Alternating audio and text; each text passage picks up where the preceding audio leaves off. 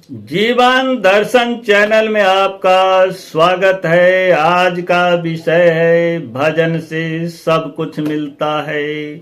जो इच्छा धरहि मन माहू, प्रभु प्रसाद कछु दुर्लभ नाई। दोस्तों, बड़ा सुंदर विषय है कि भजन से सब कुछ मिलता है। आप मेरे चैनल को सब्सक्राइब करिए, वीडियो को लाइक करिए, पसंद आए तो शेयर करिए।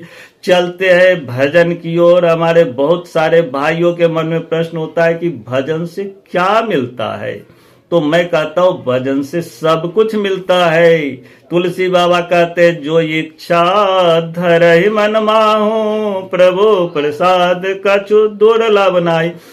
जो भी इच्छा आप करोगे ना, वो सब भजन से मिलता है। कलयुग केवल नाम आधारा, सुमरि सुमरि नर उतरहि पारा। ये जो कहा गया है, कलयुग केवल नाम आधारा, सुमरि सुमरि नर उतरहि पारा।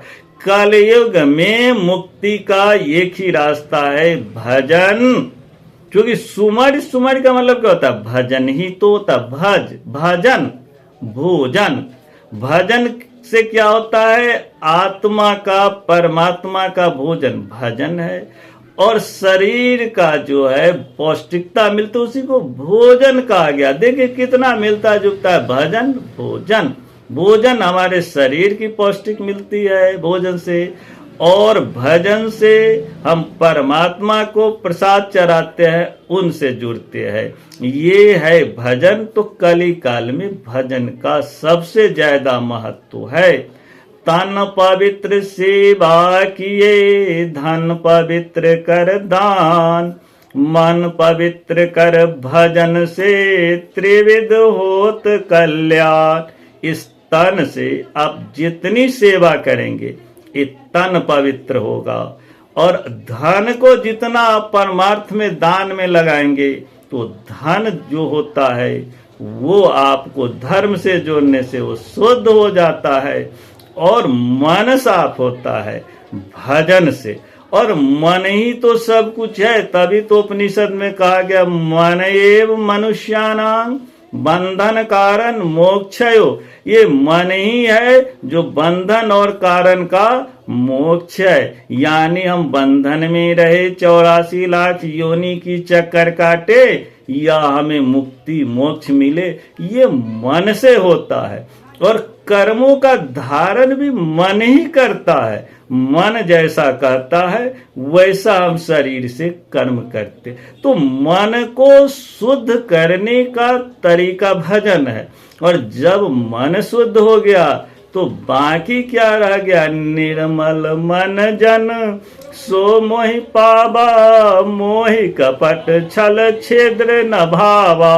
भगवान कहते हैं प्रभु राम, निर्मल मन जन, जिसका मन निर्मल है, निर्मल जन मन सो मोहि पावा, वही मुझे पा सकता है। मोहि कपट छल छिद्र न भावा, जिसके मन में छल छिद्र है वो मुझे पसंद नहीं है। इसीलिए कि भजन से हमारी मन निर्मल होता है। नवधा भक्ति प्रभु राम माता सबरी को सुनाते हैं। इसमें चौथा भक्ति जो है भजन है। कहते हैं चौथी भगत मम गुणगन, करई तप करई कपट तजगान। यानी कहता चौथी भगत मम गुणगन, करई कपट तज मान। अभिमान को छोड़कर जो मेरा जाप करेगा वो मुझे पालेगा। तो भजन के अलावा कुछ है नहीं। इसीलिए कि भजन जितनी ज्यादा हो उतनी ज्यादा करिए। भजन को तो आप आदत बना लो। जब आप किसी चीज को आदत बना लेते तो आपको सोचना नहीं पड़ता, करना नहीं पड़ता, ऑटोमेटिक होता अपने आप। हमारे भी शरीर में सब कुछ ऑटोमेटिक होते हैं। हम जिस चीज को आदत बना लेते हैं, सवेरे उठना उठ जाते हैं, रोड के बाहर चलना चल देते हैं। जिसको आपको मीठा बोलने की आदत है उसे मीठा ही बोला जाएगा। इसी लेके मैं आपको कहता हूं कि भजन को आप आदत बना लो, क्योंकि आदत बनने के बाद तो स्वभाव बन जाता है। और स्वभाव जब बन गया तो वो काम अपने आप हो जाएगा।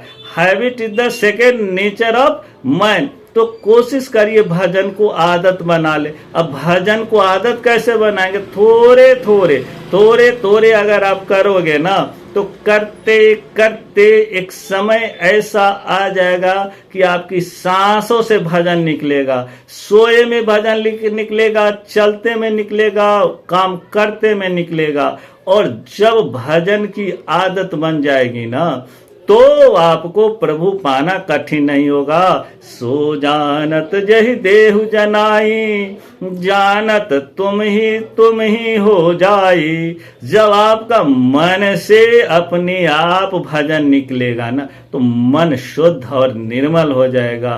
फिर सो जानत जहि देव जनाए, प्रभु जिसको जनाना चाहते जना देते, फिर आपको जना देंगे। आपकी जो एलिजिबिलिटी है, पात्रता है, वो पूरा हो जाएगा। सो जानत जहि देहु जनाई, जानत तुम ही हो जाए।